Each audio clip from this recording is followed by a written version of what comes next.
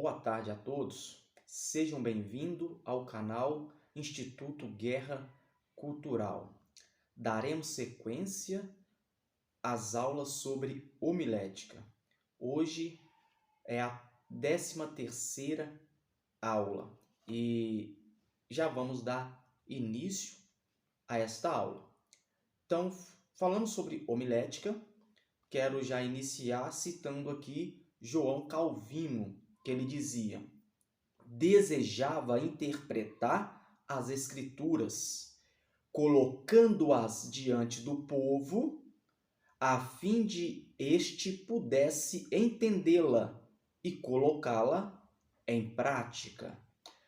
Então, falando sobre pregação, João Calvino ele tinha esta ideia de interpretar, ele desejava interpretar as Escrituras, colocando essas Escrituras diante do povo, para que o povo viesse a entender as Escrituras e, entendendo as Escrituras, o povo viesse colocá-la em prática.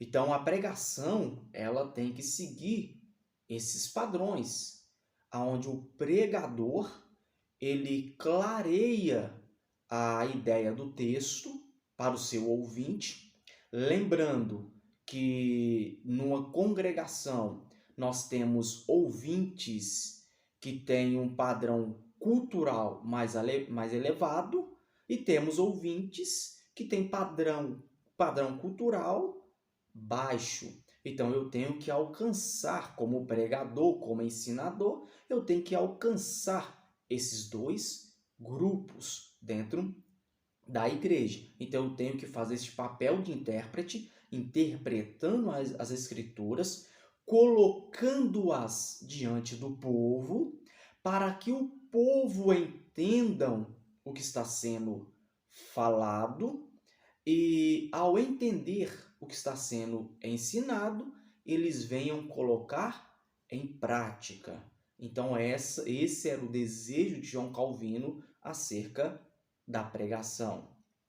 Outro ângulo do nosso compromisso com a palavra do Senhor é o de conhecermos e vivermos os ensinamentos exarados do texto.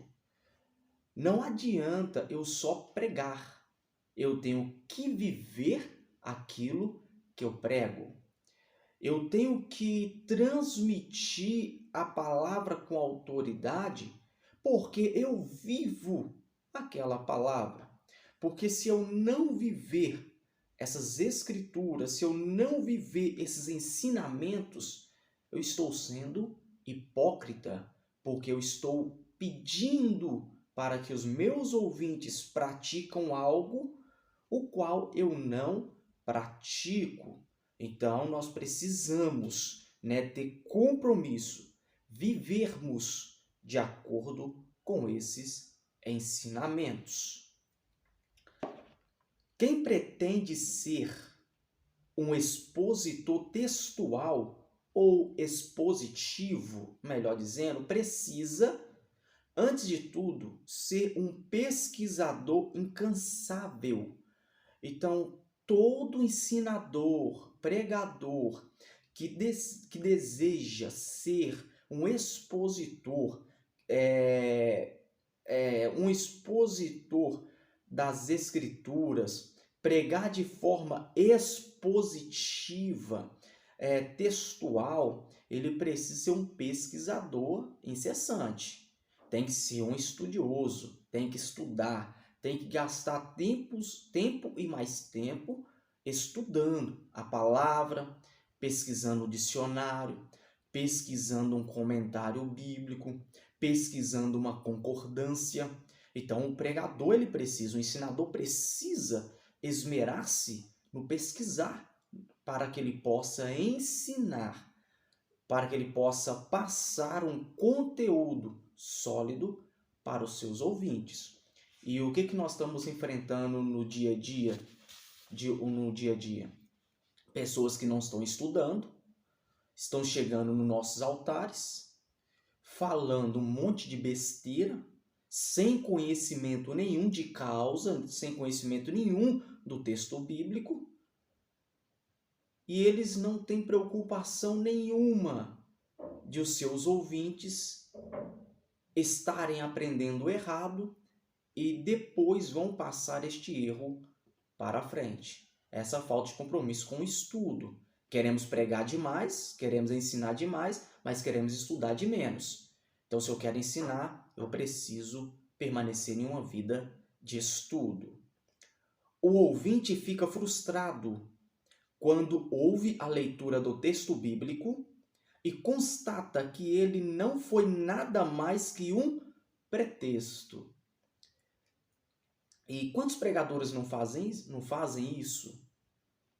Pega um texto, leem um texto, não vai explicar o texto, não vai pregar o texto, ele usou o texto como pretexto. Nada mais, nada menos como um pretexto para quê? Para simplesmente falar aquilo que ele desejava. Então, o que nós estamos observando? Essas pessoas usando textos como pretexto. E nós, como ensinadores, não podemos ser assim. Outro ângulo do nosso compromisso com a mensagem é o título da mensagem. Então, olha a importância do título numa mensagem, no ensinamento. James Braga vê no título um anúncio adequado do sermão. Então, esse teólogo, esse ensinador aqui, James Braga, ele vai ver no título um anúncio adequado do sermão. Então, o título, ele vai anunciar o que você vai ensinar por meio daquele sermão. E na descrição do vídeo, vou colocar o livro a qual vai ser tirada esta informação. Então, continuando ainda sobre o título aqui. O ouvinte é atraído pelo título do sermão. Isso é um compromisso do pregador e ensinador. Então, se eu dei um título ao meu sermão, o título vai me conduzir durante todo o sermão dentro daquele assunto. Então, o título ele vai me ajudar a me ater ao ensinamento a qual o título propôs. Se eu dei um título à mensagem e eu fugi daquele título e nunca mais voltei dentro daquele título, eu usei o título só como pretexto, mas nada mais. Eu não honrei o título do meu sermão. Então eu preciso honrar o título do meu sermão. Tem pregadores que têm mente muito fértil aí, que ele quer pregar 10 sermão, quer pregar 20 sermão dentro de 1 hora, dentro de 40 minutos. Mas não é assim que a banda toca. Ele faz uma salada com os textos bíblicos, é uma coxa de retalho que ele vai fazer com os textos bíblicos, mas ele não fala nada do título, não fala nada daquilo que ele propôs por meio do título. Então esta é a importância do título. Te conduz, não te deixa você fugir do foco do sermão.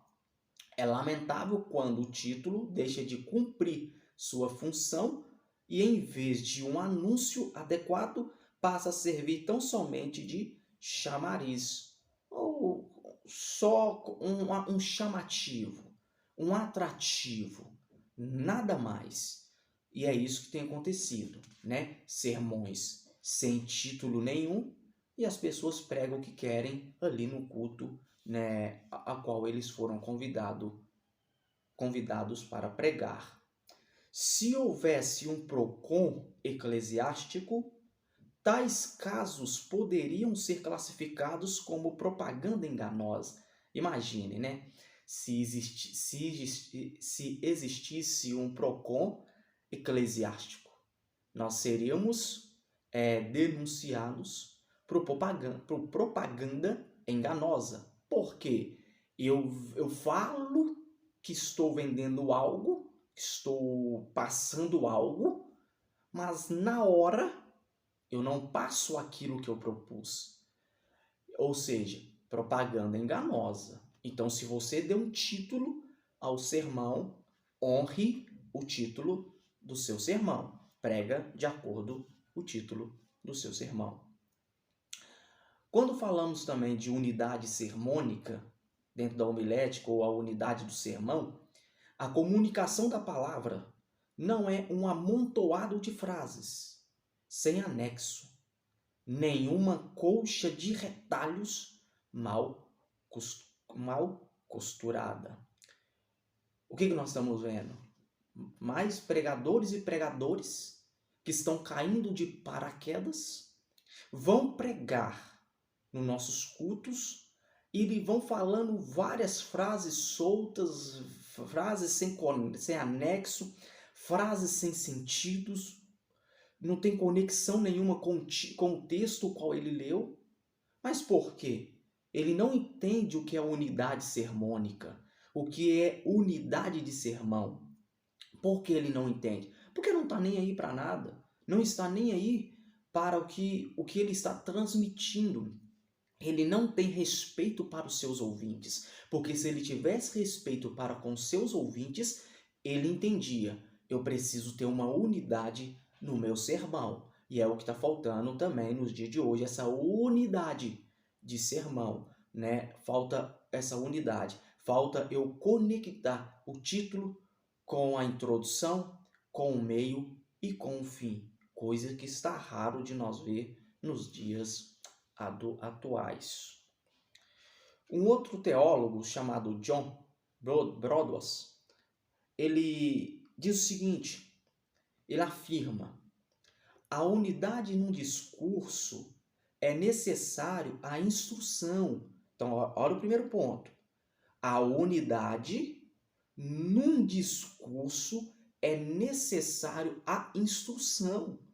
Então, a unidade é necessário para que nós venhamos instruir de forma concisa, de forma com qualidade as pessoas, os ouvintes que estão nos ouvindo. Então, é necessário para isso. Ele continua. A convicção e a persuasão acrescenta. Sem ela, não se pode satisfazer o gosto dos ouvintes, esclarecidos e mesmo dos incultos.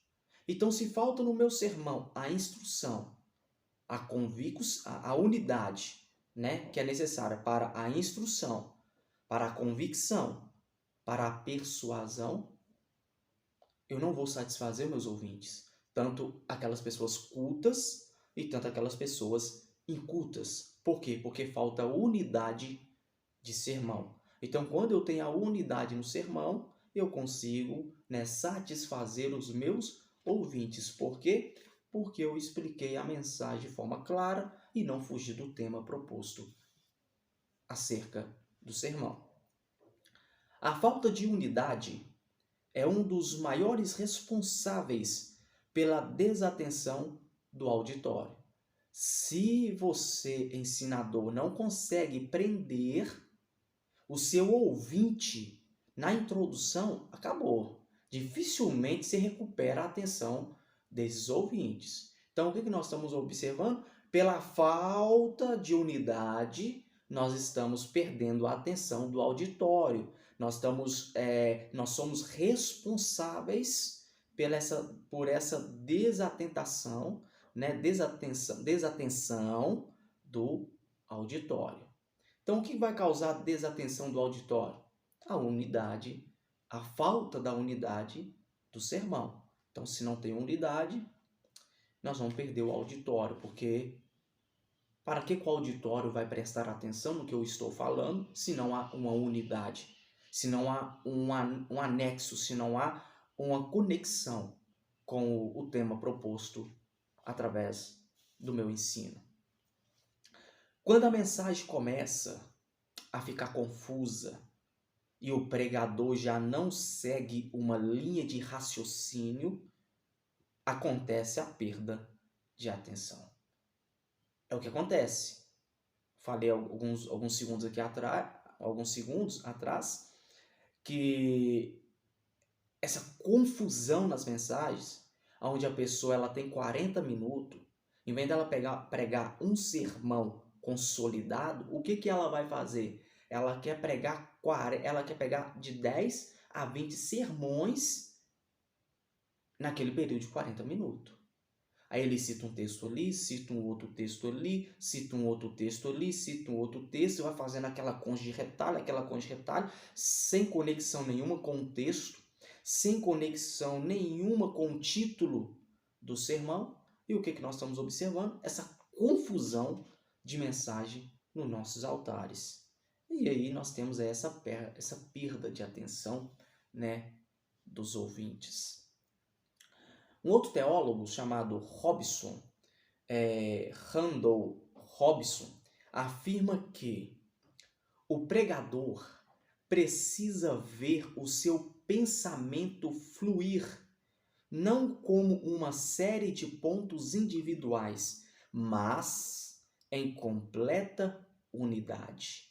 Então, o pregador precisa ver o seu pensamento fluir, os seus pontos não ser pontos individuais, mas ser uma completa unidade. Você que ensina, que dá aula em escola dominical, como é o seu ensinamento? Tem uma unidade? Tem uma conexão? Ou você começa a falar de um assunto aqui, amanhã, aí daqui a pouco fala de outro, fala não, que você assustou, você está lá no mundo da lua, está lá em Marte. Como é que é? Como é que está o seu sermão? Como é que está a sua pregação? Como está o seu ensinamento? Quantos pregadores começam em um assunto, vão para outro assunto e depois vão para outro assunto? Falta de unidade sermônica. Então, para com isso de querer pregar 20 sermão em um culto. Você foi chamado para pregar um sermão.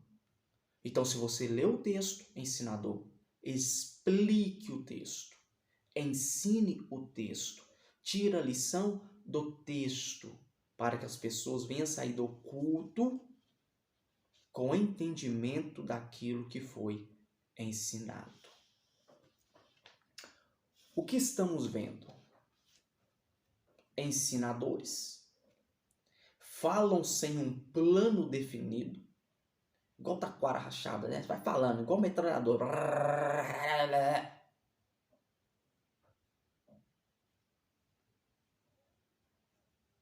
Sem um plano definido.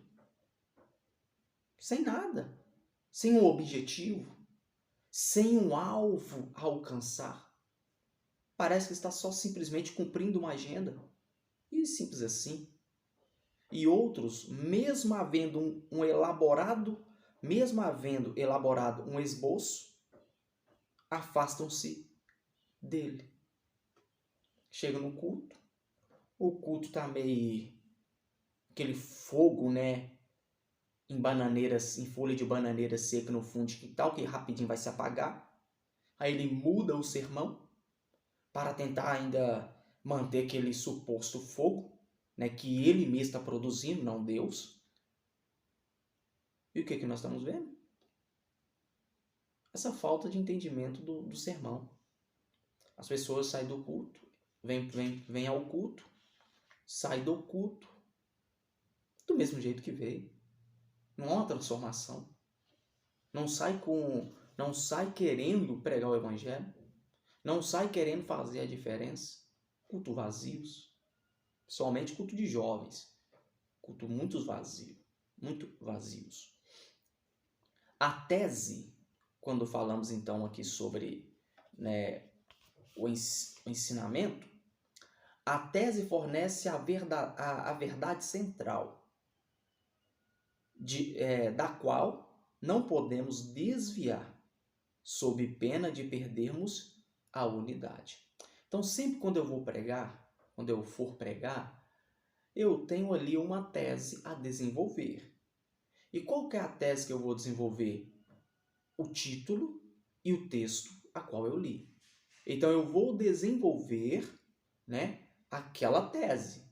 Então, eu preciso me ater a essa verdade central, que é a tese, para que eu venha ensinar e não desviar, né, e perder ali a unidade do sermão. Então, o que eu quero trazer aqui um esboço, né, um esboço rápido, né, para nós entendermos o que é a unidade do sermão. Então, o Salmo 63 e o verso 1 vai falar de adoração, né? Então, aqui, qual título eu poderia dar ao Salmo 63, verso 1? O título: O Adorador Autêntico. Grave bem, eu dei um título. Então, como eu dei um título, eu tenho um texto, Salmo 63, 1. Eu dei um título para o meu sermão, O Adorador Autêntico. Então, este título vai me conduzir a pregar sobre adoração, sobre o adorador autêntico. Ideia central do texto: Davi, conhecendo Deus pessoalmente, falou do anseio por encontrá-lo e com ele ter comunhão. Então, qual que é a ideia central do texto? Davi conhecendo Deus pessoalmente, tem um anseio de encontrá-lo e com ele ter comunhão. Então, essa é a ideia central do texto. Adoração. Ter um contato com o ser adorado e assim adorá-lo em verdade. Então, continuando. Tese: só conhecendo pessoalmente o Senhor e buscando comunhão profunda com Ele, somos adoradores autênticos. Então, grave aqui. Eu dei um título. Qual que é o título? O adorador autêntico. O adorador autêntico. Falei da ideia central do texto e agora eu vou usar a tese. Qual que é a tese? Só conhecendo pessoalmente o Senhor e buscando comunhão profunda com Ele, somos adoradores autênticos. Entendeu? Olha a tese. Então, a minha tese, dentro da unidade, dentro da união sermônica, a tese está dando a mão ao título. Então, o meu ouvinte, ele está atento. Ele ouviu o título, o adorador autêntico, e agora a minha tese vai ser desenvolvida dentro desse ponto. Como eu vou ser um adorador autêntico? Conhecendo o Senhor pessoalmente, tendo comunhão profunda com Ele, nos tornamos adorador autêntico. Está gravando aí, pregador, ensinador, essa unidade do sermão? Vamos continuar. Divisões. Como eu posso dividir aqui esse Salmo 63 aqui, dentro do que eu quero, dentro do que eu quero ensinar por meio do sermão, por meio do texto e por meio do título. Divisões. Primeira, tem uma experiência pessoal com Deus. Então, o título, o adorador autêntico. Então, o adorador autêntico, no primeiro ponto das divisões, tem... O que o adorador autêntico tem? Uma experiência pessoal com Deus. Opa! Então, o meu ouvinte está entendendo sobre o adorador autêntico. Então, se o meu ouvinte ele quer ser um adorador autêntico, o que ele vai precisar fazer? Né? Ter uma experiência pessoal com Deus, com esse Criador.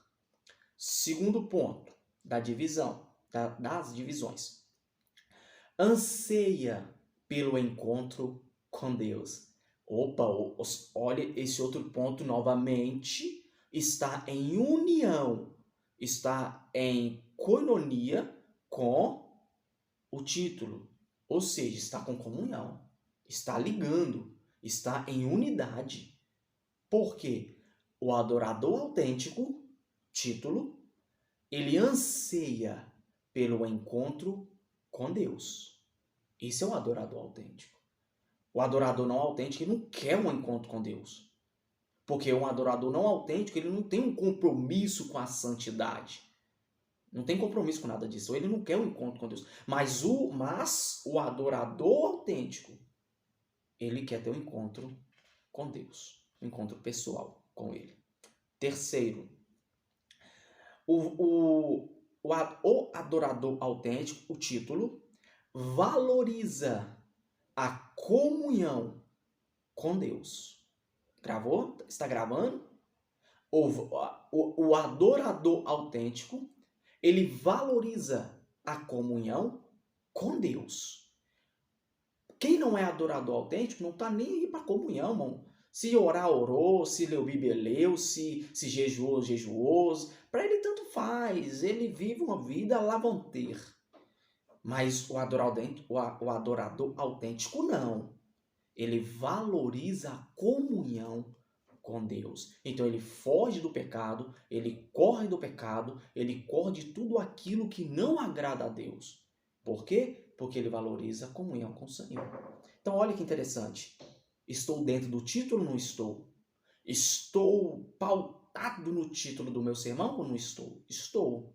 Então isso aqui é um exemplo de unidade sermônica, de unidade do sermão. Observação. Isso também serve para o culto no lar e ao ar livre. Até no culto no lar, no culto ao ar livre, precisa ter unidade sermônica. Precisa. Somente um culto ao ar livre. Às vezes ali tem a maioria ali mundano, não entende nada de Bíblia. Então você precisa ter uma unidade do sermão para que o ouvinte, para que aquelas pessoas ele venham entender o que você está falando. E não venha sair dali, não entendi, foi nada. Não, mas que ele venha entender. Então isso também vale também para o culto no lar, tá bom? E culto ao ar livre. O culto no lar, olha a importância do culto no lar. Lá em Atos 5:42 diz que eles tinham ali, que eles andavam ali, né? O culto, né, no templo e nas casas, que eles tinham essas comunhão. Então o culto era tanto no templo, tanto nas casas. Os dois pontos havia culto. E o que nós estamos observando, antes de eu aprofundar mais um pouquinho, sobre essa importância do culto no lar. O culto no lar, ele é importante até mesmo para a escola bíblica dominical. Por quê? Porque um culto no lar, quando você pega uma família, na família, dependendo da família, você pode encontrar criança, olha aí a classe do jardim da infância. Você pode encontrar adolescentes, olha aí a classe dos adolescentes. Você pode encontrar jovens, olha aí uma classe de jovens. E você pode encontrar adultos. Olha que interessante. Então, dentro de um culto no lar, que eu pego toda a família reunido em volta da palavra, eu ajudo a escola dominical, no mínimo, em 4 classes. Na classe de criança, jardim da infância, adolescentes, jovens e adultos. Então, olha a importância do culto no lar. Então, por que nós não damos valor ao culto no lar? O ponto fundamental é porque ninguém nos vê fazendo culto no lar. Ninguém. Porque é mais no sentido anônimo. Eu vou ali e faço um culto no lar. Quem está sabendo daquele culto no lar é só a família. É só eu. É só a minha equipe que me acompanha. Então o que nós estamos observando? A desvalorização de culto nos lares. E eu preciso dar o valor devido aos cultos nos lares. Por quê? Porque no mínimo eu consigo alcançar pessoas para 4 classes da escola dominical. Então, olha, é importante. Então, aqui, deveria unir. Né? Claro que todos os departamentos deveriam estar unidos, claro, normal. Mas uma união mais forte, o departamento de escola dominical e o departamento de evangelização, ou o departamento de missões, né? Trabalhando em conjunto. Por quê? Porque fazendo missões, esses cultos nos lares, esses evangelismos nos lares, eu ajudo a escola bíblica dominical. Porque se eu ganho toda a família, aquela família vem para a escola dominical e vindo para a escola dominical, cada um vai para a sua classe ali, né, dentro ali das suas divisões. Então, olha a importância dos cultos nos lares. Então, dê valor, viu?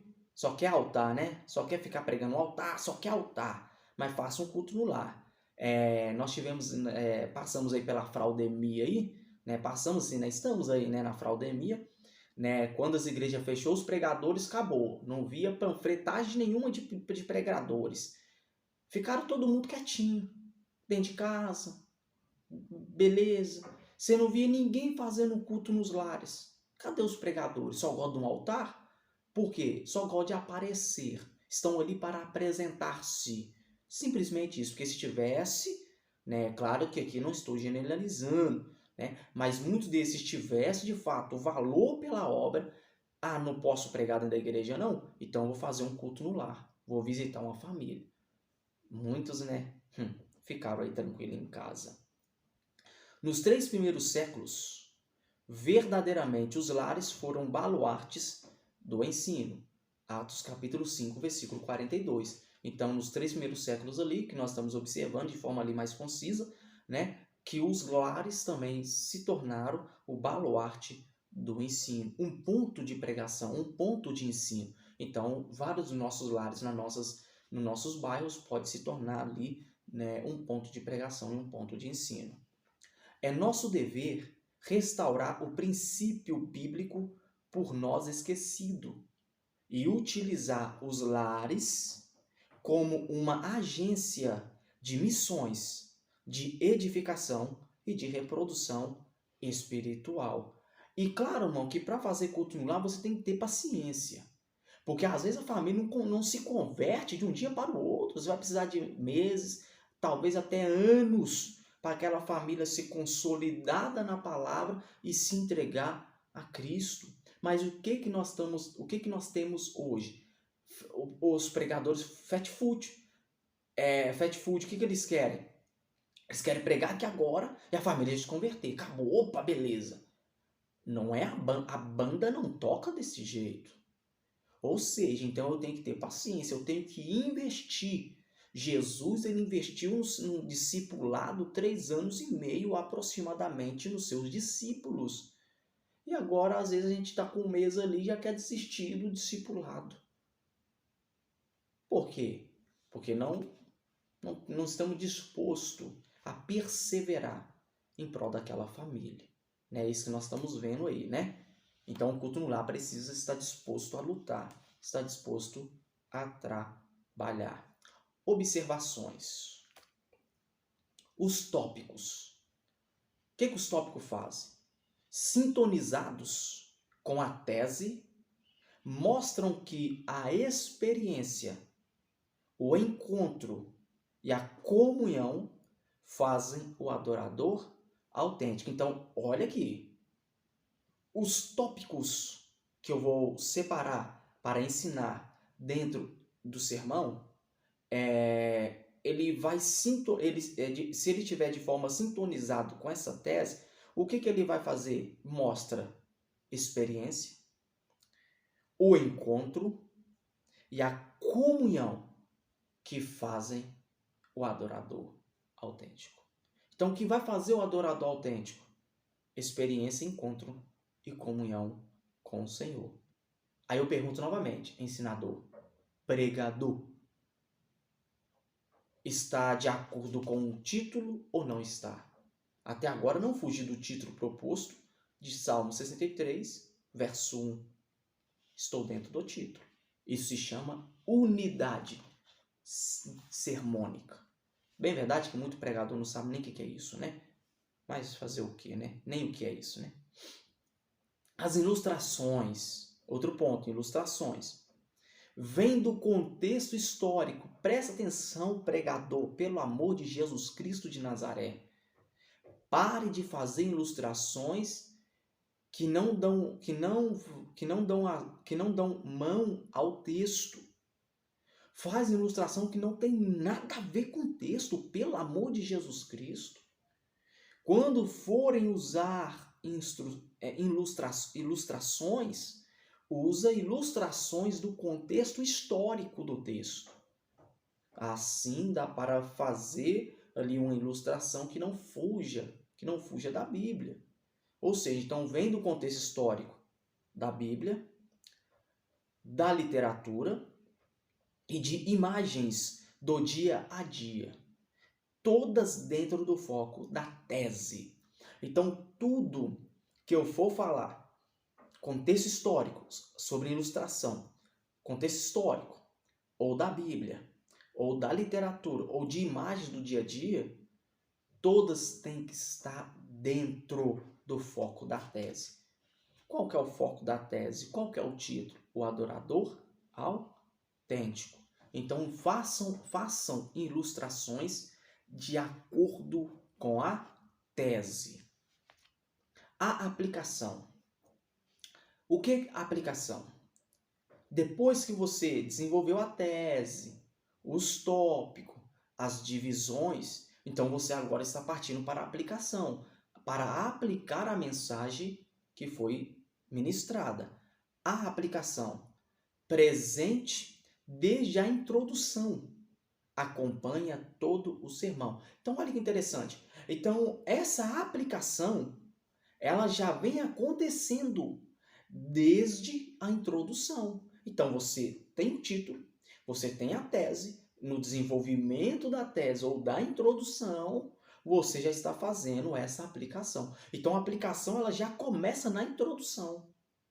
Ela não precisa de você explicar todo o sermão e agora você tirar de 10, 15 minutos para aplicar. Não. Você já pode, partindo da introdução, já vir aplicando ali o sermão, já vir aplicando ali os ensinamentos a qual você está passando por meio do sermão. Outro ponto, os desafios. Provém do texto bíblico. Olha aqui, pregador, ensinador, preste atenção. Tudo que eu estou falando aqui está baseado no título do texto. Tudo está no título. Qual que é o título? O adorador autêntico. Então, qual que é o desafio aqui? Os desafios, depois da aplicação, ou o desafio que eu vou trazer para os meus ouvintes, ele vem do texto bíblico. Simples assim.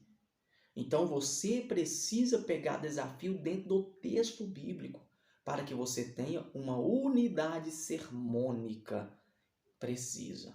Então, os desafios vêm da Bíblia, devidamente interpretado e contextualizado na pesquisa, e visam a motivar os ouvintes a serem adoradores autênticos. Então, qual que é os desafios? Os desafios, ele vem para motivar as pessoas, motivar os ouvintes a serem adoradores autênticos.